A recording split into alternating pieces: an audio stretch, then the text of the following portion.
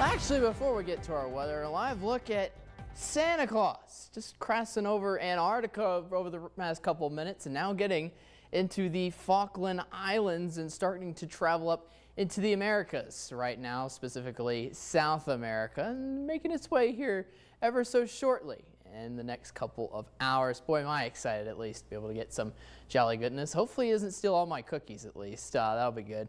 But live look at our Viper radar a little more close to home. We'll be greeting him with some nice snowy conditions. Hopefully Rudolph can clear some of the visibility out, at least higher up in the elevation for Santa to be able to get through. But on the ground, it's still going to be very slick, especially with all the snow out there.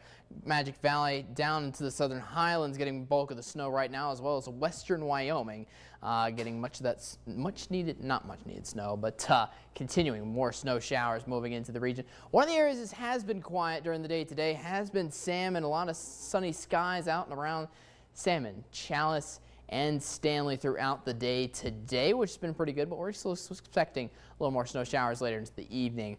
Right now, Jackson, snowy conditions as much as been throughout the entire day, 27 degrees. In Idaho Falls, 29, still under a little bit of a break right now after a big snowy storms and snow showers came through earlier this afternoon. Meanwhile, lastly in Pocatello, partly cloudy skies and 29 degrees. Most of the valleys, as I say, getting around to that break right now. Looks like most of the snow in the Magic Valley to southern highlands. Let's get into the Vipercast really quick though, and let's see where we're moving from heading into where Santa's going to come in throughout the night tonight, and what is behind door number one. Well, more snow leading overnight tonight as well in Christmas morning.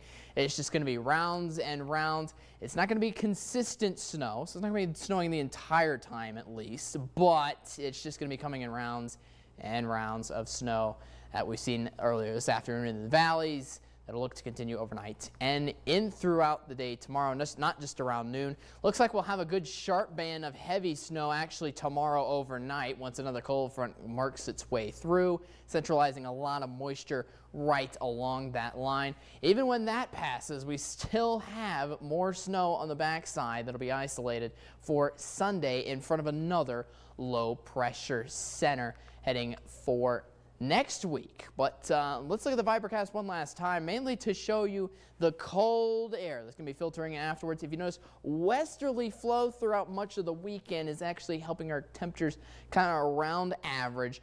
But then heading into Monday and Tuesday, after that last cold front works its way through, then we finally clear up, which will be nice into Tuesday and midweek.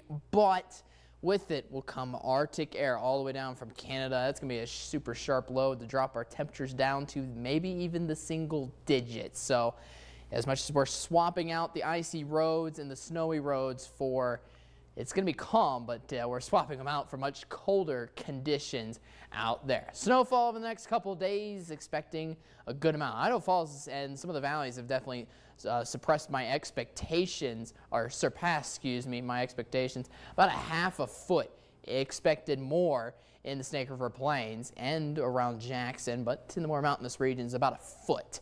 Wind speeds finally looking like we have a light at the end of the tunnel. Looks like we'll have calm winds by the start of next week, but for Christmas and the day after, we'll still be sticking with some good wind gusts up to 30 to 40 miles an hour. 34 in Montpelier, 33 in Lava Hot Springs tomorrow for Christmas, 29 in Driggs, 28 in Ashton. Over farther in central Idaho, 26 in Ketchum, 26 also in Stanley. Look at the lows down to the teens tonight. Going to be very chilly out. 36 in Blackfoot and 33 over in Rigby. 8-day forecast. Blackfoot, 36 tomorrow. Going to be windy over the next 2 days.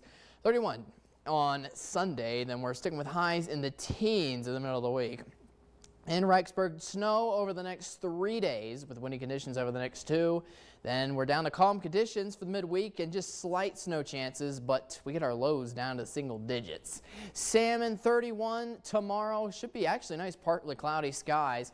Very calm over there. If you're looking for a little more of a brighter next couple days, definitely Salmon is the way to go in central Idaho. Meanwhile, Jackson, tons of chances for snow across much of the week. The heavier snow coming in the next 3 days, but slight snow chances at the end of the week with a high of 12 on Wednesday. In Pocatello, 37 degrees. down to the teens by midweek, though. In Idaho Falls, lastly 34 tomorrow with a slight chance of snow, but it's going to be much greater on Sunday and Monday, leading into highs down to 14 and 12 by midweek. Spirit of